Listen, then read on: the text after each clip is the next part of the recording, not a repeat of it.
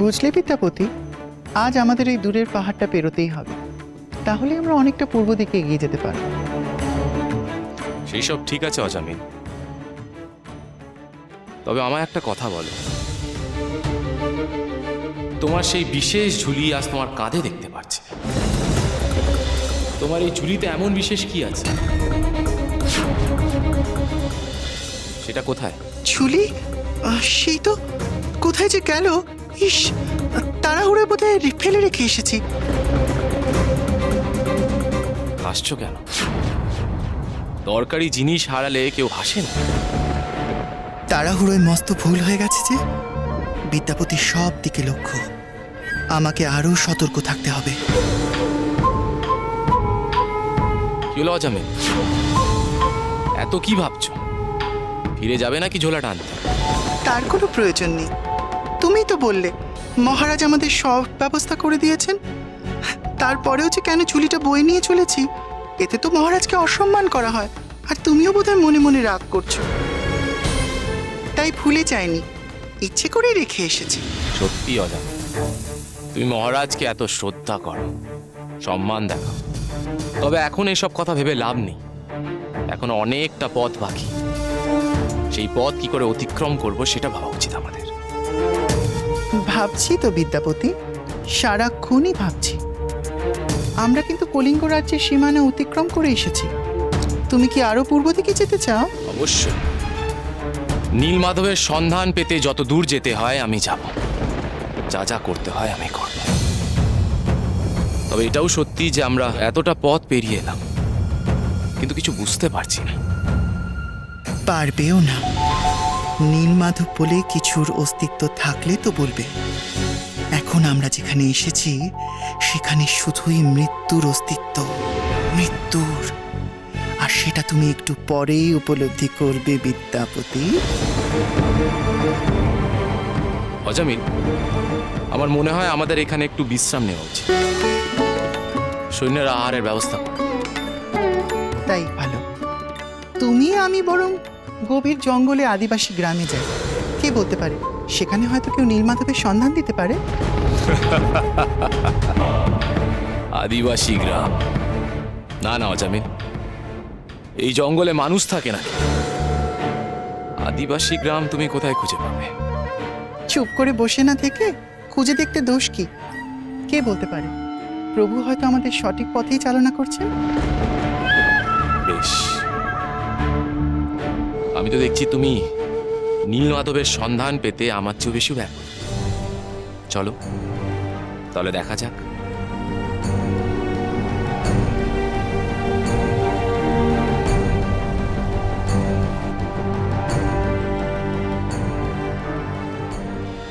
কি সৌভাগ্য আমার, এই যে মণ্ডপ সাজানো গোছানো চলছে। সেই দেখতেই তো এতখানি পথ এলুম গো রাজা। তা মুখের সামনে দিয়ে না সরলে মণ্ডপ কিভাবে সাজানো হচ্ছে দেখবো কেমন করে গা? সর্দার, তোমার আক্কেল বিবেচনার কবে হবে? সরো সরো সরো সরো সরো। এই যে রানীমা, নাবুন নাবুন নাবুন নাবুন। পা দুখানি ভুঁইয়ের উপর রাখুন, সাবধানে সাবধানে নাবুন রানীমা, সাবধানে। তা তোমার নাম বুঝি ভল্ল? আগে হ্যাঁ, আমার মিনসেটা বলছিল বটে তোমার কথা। তা তেল মারার কাজটা তো ভালোই শিখেছো।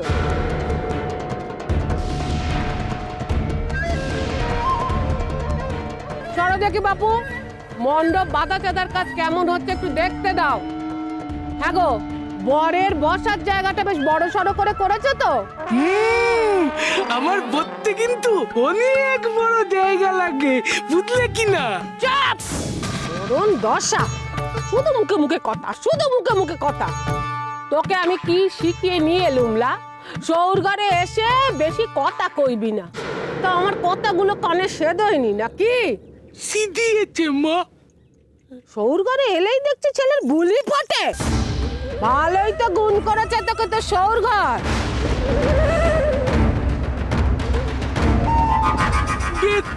আর বলবো না, আমার ঘাট হয়েছে।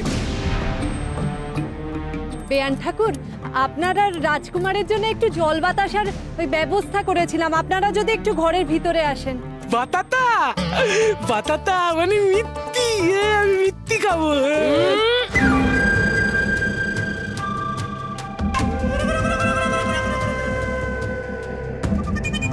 এই মিনসেরা, ভবের ঠাটের মধ্যে দাঁড়িয়ে না থেকে ছেলের বাড়ি থেকে আমরা কি কি তত্ত্ব এনেছি এই সবররাজকে দেখা।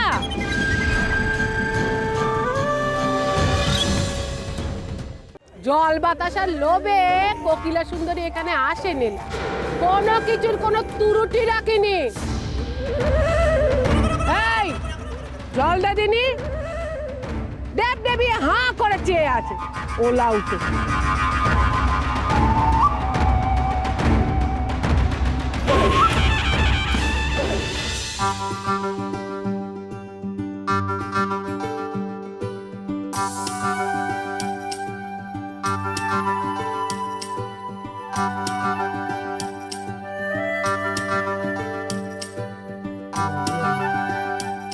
রাজপুত্তর তো আর আমাকে বিয়ে করবে না।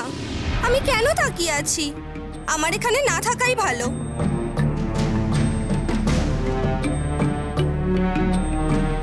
এসবের আবার কিছু দরকার ছিল না। ছিল ধর না মুখ পোড়া, সারা গায়ের লোক দেখুক কোনো হা ঘর থেকে তক্ত আসেনি কো। কিন্তু যেমন দিলুম তেমন তো নেব গো রাজা। হাত উপর করে যেমন দিলুম তেমনি হাত পেতে নেব। দেখো যেন কোনো ত্রুটি না থাকে। অনেকে তো আবার দেখি হাত চিৎ করতে পারে, উপরটি আর করতে পারে না। তা বললে কিন্তু হবে না কো রাজা। তাই আমি আগে ভাগে সবটাই বলে রাখলুম তোমার।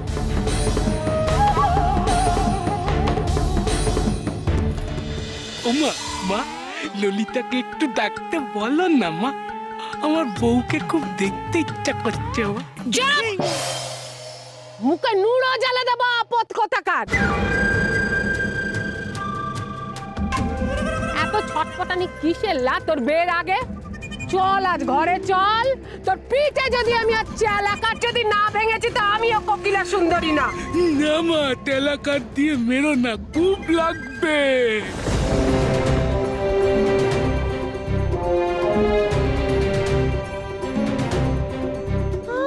মলজা কেঁদে ভাসাচ্ছিস কেন লা?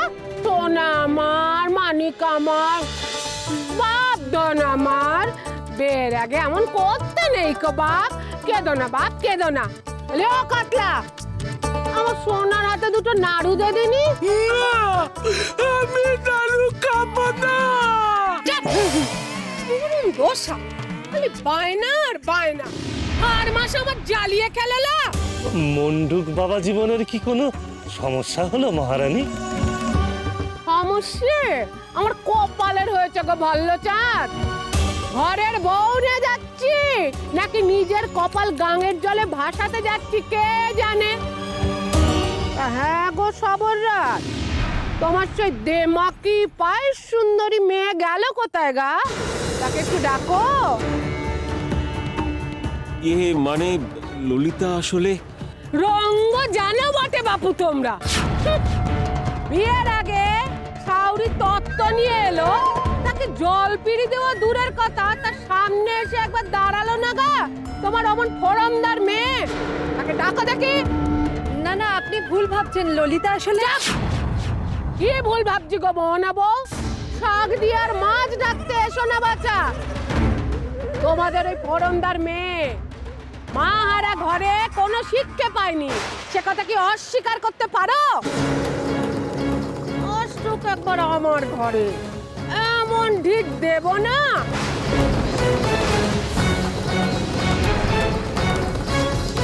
মরুন দশা, সবাই মিলে আমার মুখের দিকে এমন হাঁ করে চেয়ে আছো কেন লা? ডাকো ডাকো, তোমার সেই মেয়েকে এখানে ডাকো। আমার মন্ডুক শোনা বলে বের আগে কোণে দেখার জন্য পাগল হয়ে গেছে। দিনে যা তো ললিতাকে ঘর থেকে ডেকে নিয়ে আয়, যা। ঘরে? অবাক করলে সর্দার, তার তো এখন ঘরে থাকার সময় নয়। ললিতা তো ঘরে নেই। ও মা গো মা, এ কি অলক্ষণে কথা গো মা, বের কোণে সে নাকি এখন ঘরে নেই। ও তিনতিরি, জানিস ললিতা কোথায়? ললিতা তো জঙ্গলে পাহারা। হ্যাঁ, ও তো তীর ধনুক নিয়ে জঙ্গল পাহারা দিতে গেছে। আরে তুমি থামো না। ও তিনতিরি, যা ললিতাকে গিয়ে ডেকে নিয়ে আয়। যা যা যা, দৌড়া দৌড়া। ঠিক আছে মোহনা বৌদি, আসছি। এ দৌড়ো দৌড়ো, ললিতাকে গিয়ে বলো আমি এইছি। চাপ। ও মা গো মা, এ কি কথা শুনিলা? বের আগে বের কোণে গেছে জঙ্গল পাহারা দিতে। ওরে ও বন্দুক রে, এ কোন গেছো মেয়েকে তুই আমার সংসারে ঢোকালি রে বাপ, আমার কি সর্বনাশ হলো গা। মা তুমি এত কেঁদো না, ললিতা খুব ভালো মেয়ে গো। না মানে আসলে থামো গো রাজা, তোমার মেয়ে যে তীর ধনুক নিয়ে ঘুরে বেড়ায় এ কথা তো সত্যি।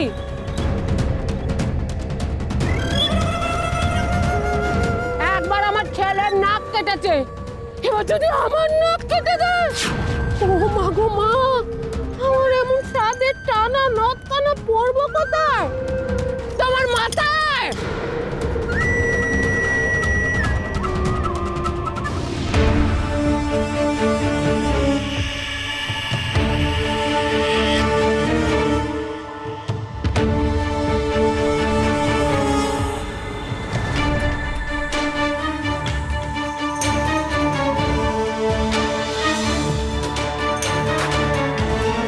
তো দেখছি দুভাগে ভাগ হয়ে দুদিকে চলে গেছে।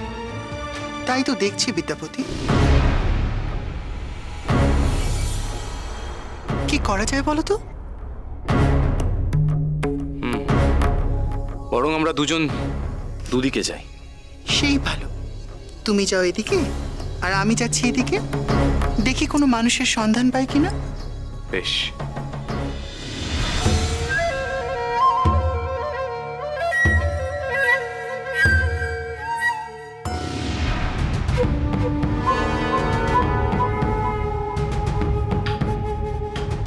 সব ব্যবস্থা ঠিক আছে তো? হ্যাঁ, সব ব্যবস্থা করা আছে। তোমরা যেমন সৈন্যবাহিনীর সঙ্গে মিশে রয়েছো ঠিক তেমনই মিশে থাকবে, কেউ যেন টেরও না পায়। যদি কেউ জানতে পারে তাহলে কিন্তু সর্বনাশ। কিন্তু দড়ি ধরে টানবে কে, সেটা তো এখনো ঠিক হলো না। কেন? আমি আছি না? বিদ্যাপতির মৃত্যু আমার হাতে লেখা, এ বিধির বিধান কেউ খণ্ডাতে পারবে না, কেউ না। যাও তোমরা।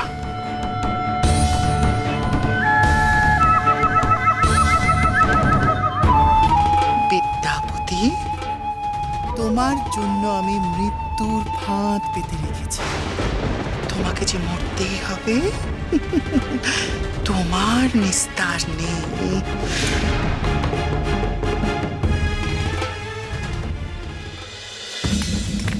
বাবা, এই তো ললিতা এসে গেছে। সে তো চম্মচক্কা দেখতেই পাচ্ছি, অত হাঁপানোর কিছু নেই বাছারা, তবে তো জীবন শুরু।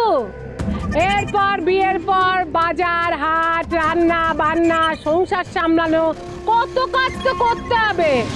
তখন হাত দ্বারা কি দম নেবার ফুরসত পাবে না।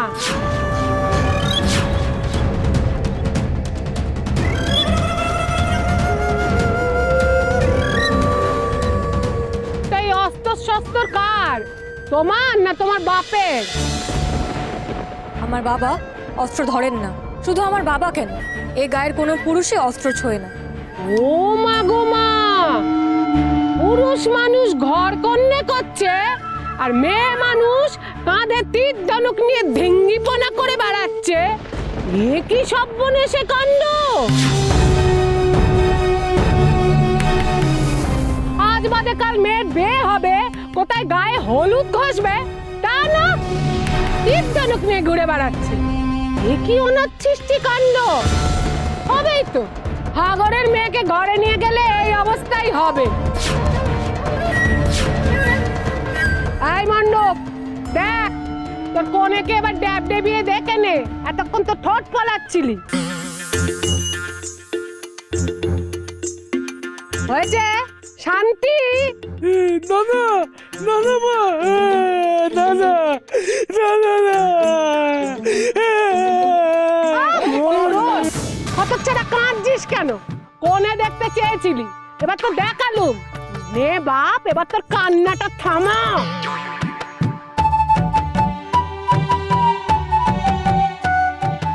মা চাপ পিটিয়ে না হাড় মাস একেবারে আলাদা করে দেবো হতভাগা। তোকে কতবার বলেছি বাড়ির বাইরে এলে ভালো হয়ে থাকবি। ওরে বের পর এই মেয়েকে সিধে করার দায় তো আমার।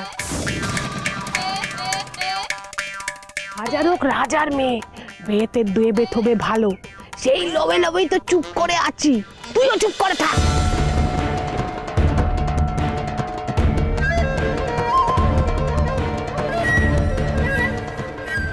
এ তো আমার রাতকন্যা নয়, এ তো আমার শত্রুর।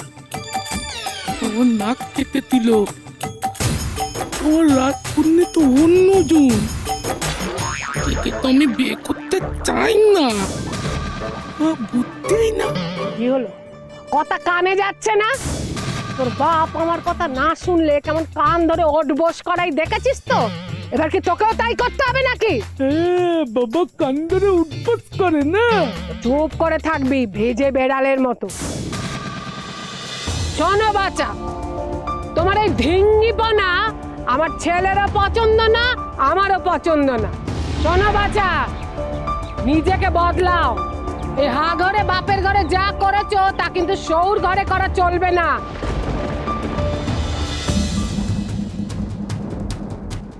মনে থাকবে। কেন আমি নিজেকে বদলাতে যাব কেন? পারলে আপনারা আমাকে মানিয়ে নেবেন।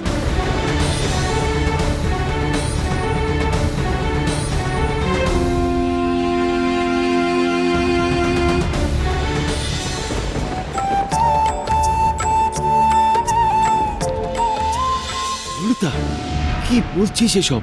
চুপ কর তুই। ও কি কথা ললিতা? মেয়েদেরকেই তো মানিয়ে গুছিয়ে নিতে হয় সব। কেন বৌদিদি, মেয়েদেরকেই সবসময় মানিয়ে নিতে হবে কেন? মেয়েরা আর ছেলেরা কি আলাদা?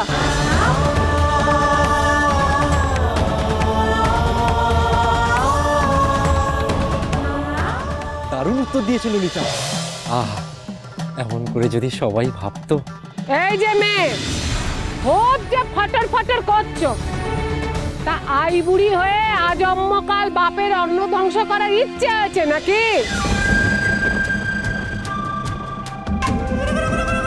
মেয়েদের বের আগে এক জীবন, পরে আর এক জীবন। জন্মমাত্রই তো মাকে খেয়েছো।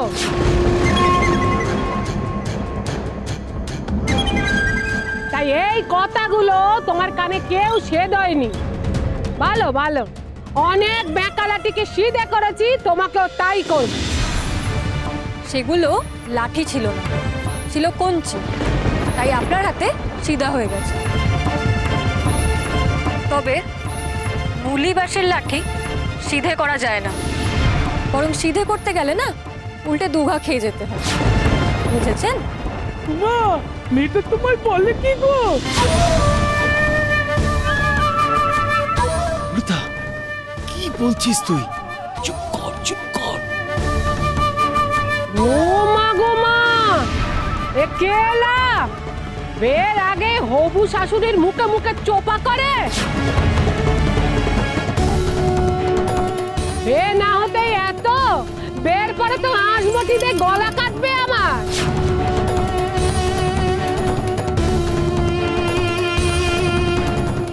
উল্টো দিক থেকে হয়তো কথাটা সত্যি হতে পারে, তাই না? বিয়ে না হতেই আপনি আমার বাড়ি বয়ে এসে আমাকে এতগুলো কথা শোনাচ্ছেন। বিয়ের পর তো আমি আপনার বাড়িতে থাকবো, তখন তাহলে কি করবেন সবাই বুঝতেই পারছে। ললিতা, থাম তুই, থাম। হ্যাঁ, ওকে চুপ করার মেয়ে নাকি? ভাগরে বাপের ঘরে কিছুই যে শিক্ষে দিককে পাইনি সে তো বোঝাই যাচ্ছে।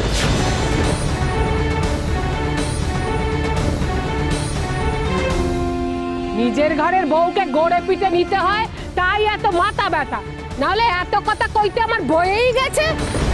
ঠিক, বিয়ে না হতেই যেমন আমাকে নিয়ে আপনার মাথা ব্যথা শুরু হয়েছে, তেমনই আপনাকে নিয়েও কিন্তু আমার মাথা ব্যথা কিছু কম নয়, বুঝেছেন? আপনাকেও একটু শিক্ষে দীক্ষে দিতে হবে দেখছি। মানে শুনুন, আমার ঘরে এসে আমাকে যা খুশি তাই বলে যাবেন, আমার বাবাকে অপমান করে যাবেন, আমি সেটা মুখ বুজে মেনে নেবো ভেবেছেন নাকি আপনি? এমনটা যদি ভেবে থাকেন আপনি, তবে ভুল ভেবেছেন।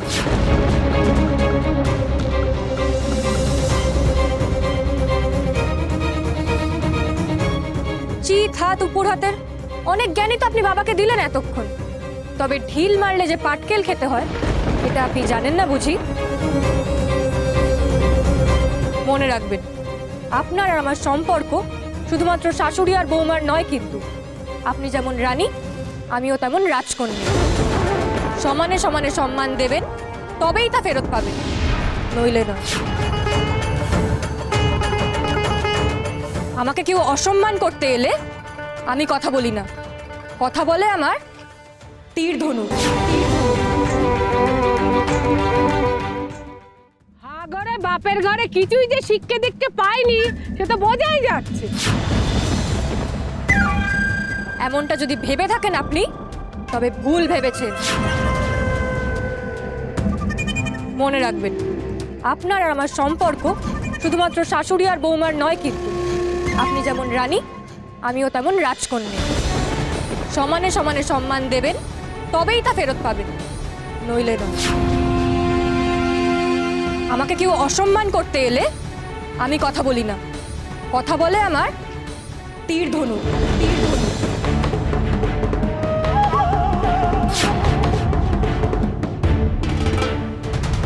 আপনার সাথে এত কথা বলার সময় আমার নেই, এর চেয়ে জঙ্গল পাহারায় যাওয়াটা ঢের বেশি জরুরি।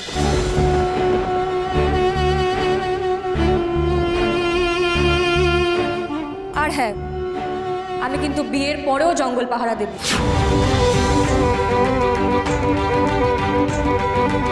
ঘরকন্যা রান্নাবাটি করার জন্য আপনি তো রইলেন, কি পারবেন না?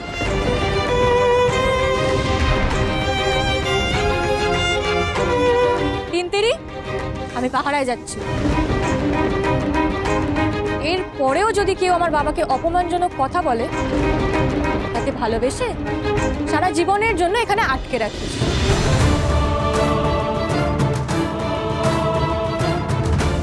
মনে রাখবেন, সবররাজ বিশ্বাবসুর মেয়ে ললিতা তার ভালোবাসার অতিথিদের খুব যত্ন করে, খুব। এলাম আমি। ওর কথায় কিছু মনে করবেন না রানীমা, আসলে মা মরা মেয়ে তো, আমি একটু বেশি আদর দিয়ে ফেলেছি।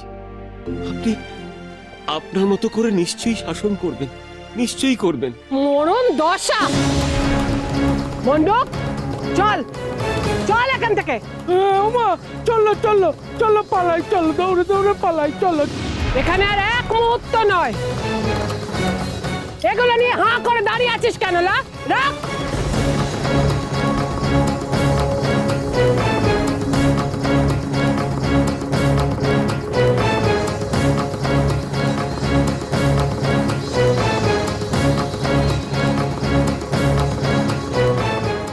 চল সব।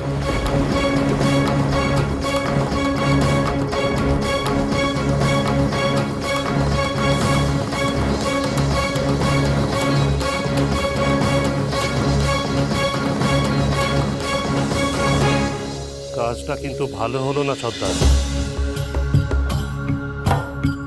এর ফল কিন্তু মারাত্মক হতে পারে।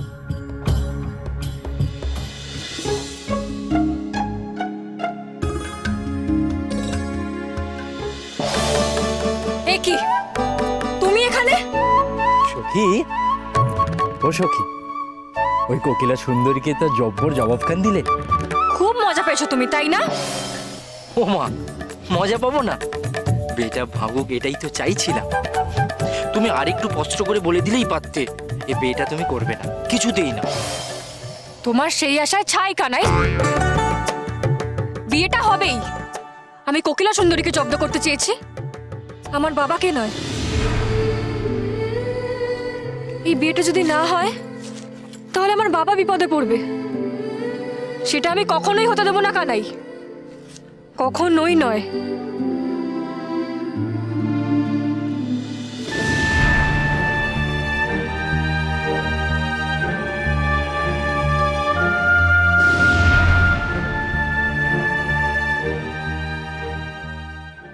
না, আমি তো দেখছি পথ এখানেই শেষ, আর এগোনো যাবে না। এখানে তো জনমানুষের চিহ্ন অব্দি নেই, শুধু শুধু এত দূর এলাম। ফিরে গিয়ে অন্য পথ খুঁজে দেখি।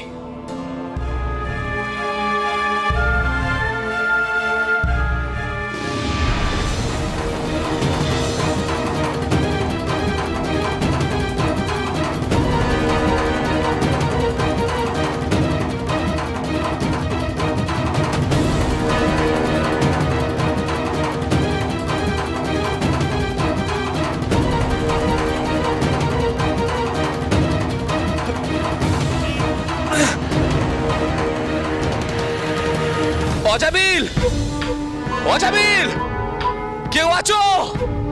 আমি বিপদে পড়েছি, আমায় বাঁচাও। যতই চেঁচাও, যতই সাহায্য চাও, কেউ তোমায় সাহায্য করতে আসবে না বিদ্যাপতি। এখন থেকে তুমি এভাবেই থাকো যতক্ষণ না তোমার শেষ শ্বাসটুকু বেরিয়ে যায়। মৃত্যুর আগে তুমি এক ফোঁটাও জল পাবে না বিদ্যাপতি। এখন থেকে মৃত্যুর প্রহর গোনা শুরু করে দাও বিদ্যাপতি। অজামিল, অজামিল! সর্বনাশ, কেউ তো দেখছি আমার ডাক শুনতে পারছে না। কি করে মুক্তি পাই এই ফাঁদ থেকে?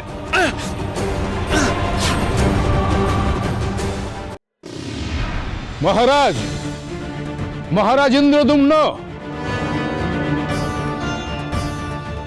কোথায় আপনি? বিপদ, বিপদ, ঘোর বিপদ। বিপদ? কিসের বিপদ? নিশ্চয়ই বিদ্যাপতির কোনো বিপদ ঘটেছে, আর তা ঘটিয়েছে অজামিল। বাহ, চমৎকার অজামিল, চমৎকার।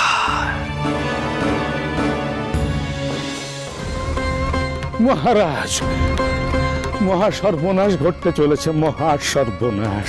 আমার কথা আপনাদের আগেই মান্য করা উচিত ছিল মহারাজ। আমি জানতাম যে এই রকম বিপদ ঘনিয়ে আসবে। এখন এই বিপদ থেকে কিভাবে রক্ষা পাওয়া যায়? বিপদ থেকে রক্ষা পাওয়ার জন্য তো তাকে এত কষ্ট করে ডেকে আনা হয়নি গুরুদেব। আপনি মহারাজের সাথে আলোচনা করবেন, বিদ্যাপতিকে রক্ষা করবেন। তা কি করে হতে দেওয়া যায়? গুরুদেবের প্রবেশ যে করে হোক আটকাতেই হবে। বিদ্যাপতির বিপদের কথা যাতে অন্দরমহল অব্দি না পৌঁছয়, তার ব্যবস্থা করতেই হবে। মহারাজের সঙ্গে এক্ষুনি জরুরি আলোচনায় বসা প্রয়োজন। বিদ্যাপতির বিপদ, ঘোর বিপদ। মহারাজ,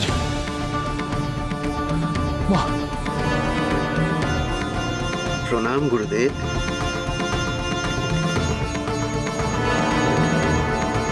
মূর্খ, তোমার মতো অর্বাচীনের প্রণাম নেবার মতো সময় এখন আমার নেই।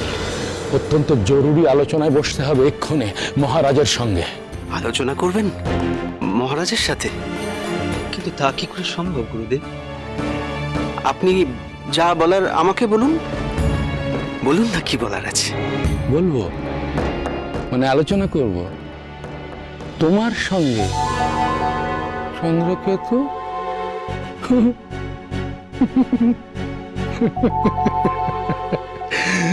এইরকম দুঃসময়েও আমি না হেসে থাকতে পারছি না। আচ্ছা, মহারাজের সঙ্গে আমার এখন সাক্ষাৎ করা সম্ভব নয়। কেন? মানে কারণটা জানতে পারি কি? অবশ্যই, মহারাজ এখন ধ্যানে বসেছেন। আচ্ছা। আর মহারাজ যখন ধ্যানে বসেন তখন উনি কারোর সাথে সাক্ষাৎ করতে চান না, সে যেই হন না কেন। অর্থ? তোমার কথার অর্থ কি চন্দ্রকেতু? আমি বুঝলাম না। তুমি কি কোনো বিশেষ কারণে আমার কালহরণ করতে চাইছো চন্দ্রকেতু? মহারাজের সঙ্গে আমার সাক্ষাৎ হোক, এটা তুমি চাও না চন্দ্রকেতু? তোমার কি কোনো গভীর গোপন দুরভিসন্ধি আছে? ছি ছি ছি ছি গুরুদেব। শোনো মূর্খ, রাজগুরু ব্রহ্মানন্দ স্বামীর পথ রোধ করে, তার সঙ্গে ছলনা করে, তার কাল হরণ করে, তার উদ্দেশ্য থেকে তাকে বিচ্যুত করা যায় না। ভুলে যাও না তুমি কার সঙ্গে দুঃসাহস দেখানোর স্পর্ধা দেখাচ্ছ।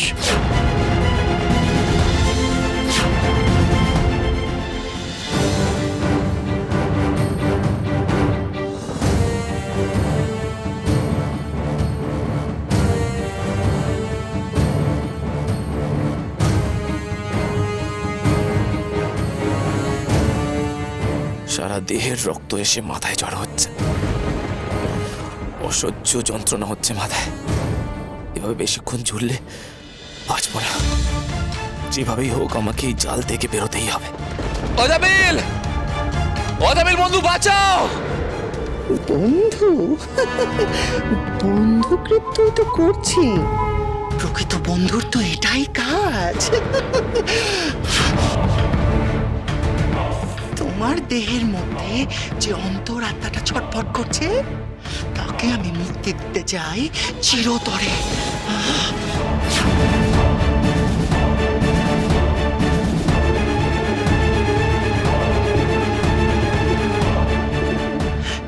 এই তো সেই পারাপথ, এর মাধ্যমেই বিদ্যাপতি মহারাজকে পত্র পাঠিয়েছিল।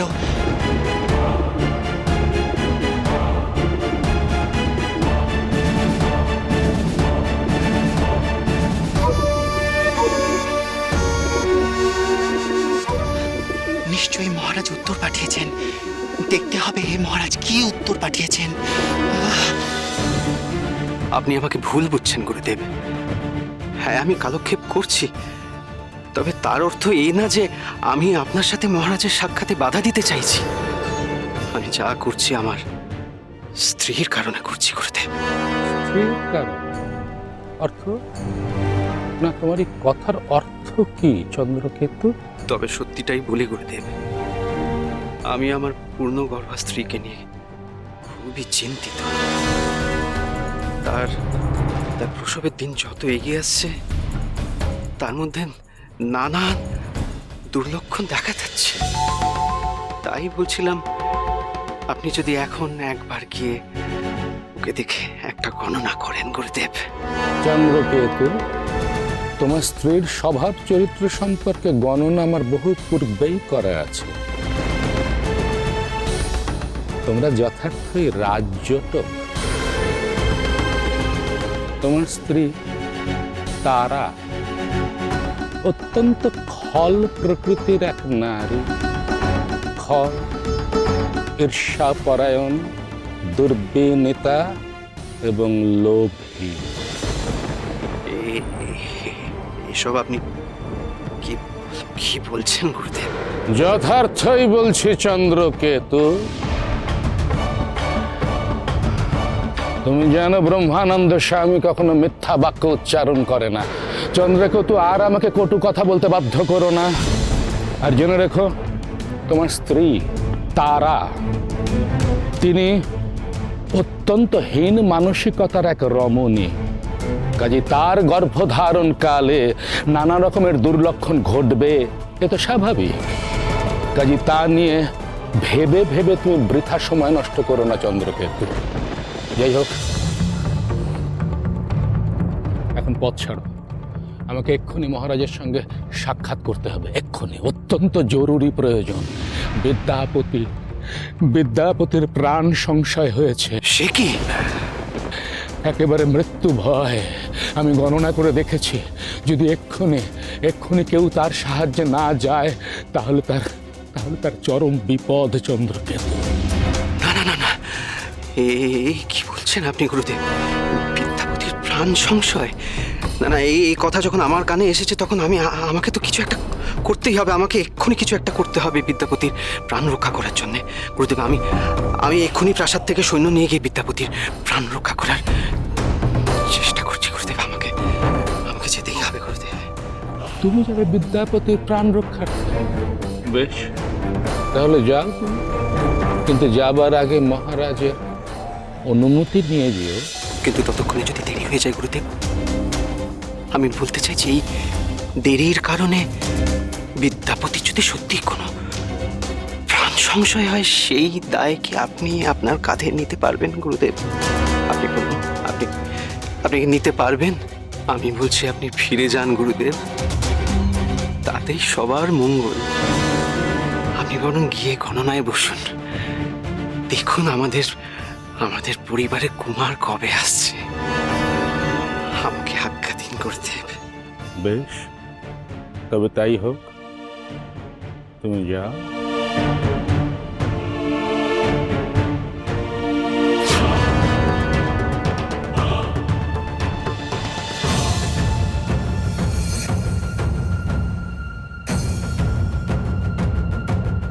চন্দ্রকেতু, তোমার কোনো বিশেষ গভীর দুরভিসন্ধি নেই তো?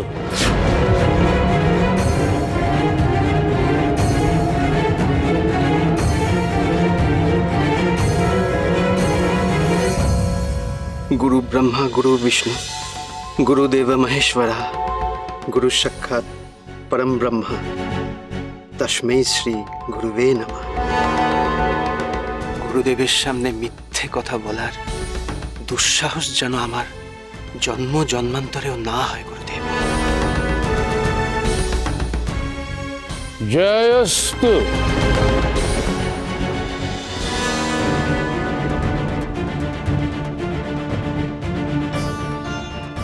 যাক,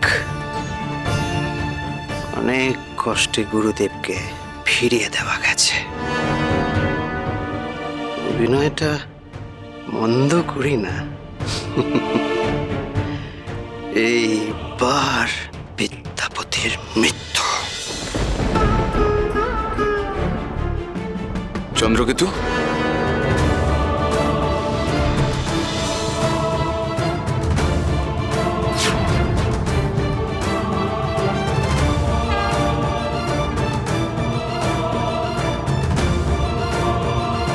চন্দ্রকেতু, রাজগুরু এসেছিলেন মনে হলো। ওনার কণ্ঠস্বর শুনলাম। হ্যাঁ বৌঠান, আপনি ঠিকই শুনেছেন। উনি আসলে বলতে এসেছিলেন যে ওনার কোষ্ঠী গণনা বলছে যে বিদ্যাপতির বিপদ কেটে গেছে, সে নিরাপদেই আছে, চিন্তার আর কোনো কারণ নেই।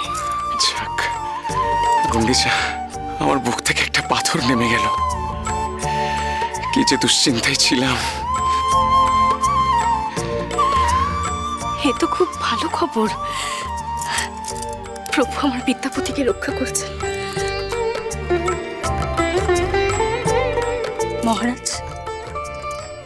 মহারাজ রাজগুরু এসেছিলেন, আপনার সাথে দেখা না করেই চলে গেলেন।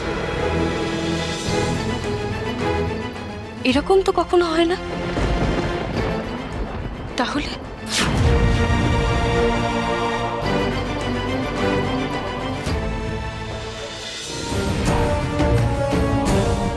তুমি এখন এভাবেই ঝুলে থাকো বিদ্যাপতি।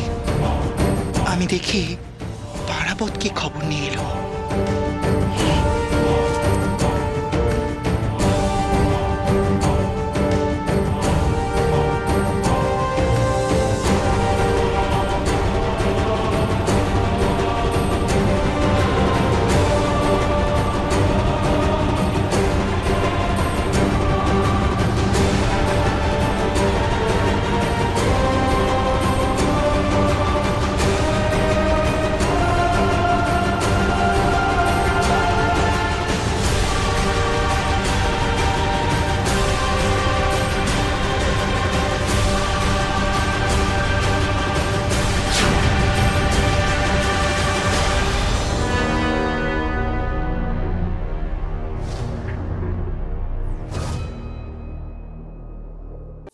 পরম স্নেহভাজন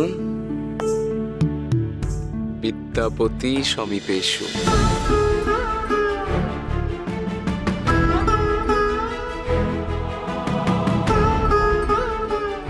তো তোমার প্রেরিত পত্রে তোমার কুশল সংবাদে যার পরনাই প্রীত হইয়াছি। রাজগুরু ব্রহ্মানন্দ স্বামী ক্রমাগত তোমার কোষ্ঠীর গণনা করিয়া যাইতেছেন। আমি তোমার জন্য আরো যোদ্ধা প্রেরণ করছি।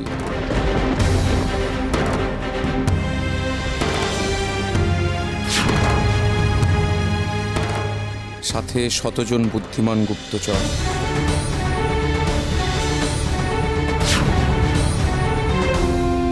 এবং অর্ধশত বৈদ্য চিকিৎসককে তোমার নিকট প্রেরণ করিতেছি।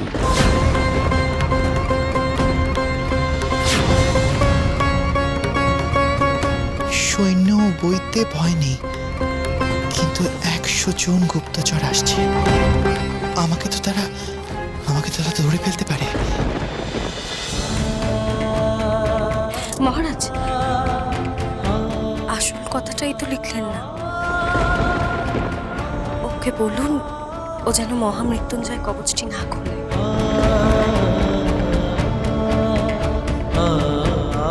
পুনশ্চ তোমার জননী সমা মহারানী পরম ভট্টারিকা দেবী গুণ্ডিচা বারংবার করিয়া তোমাকে মহামৃত্যুঞ্জয় কবচের কথা স্মরণ করাইয়া দিয়াছে।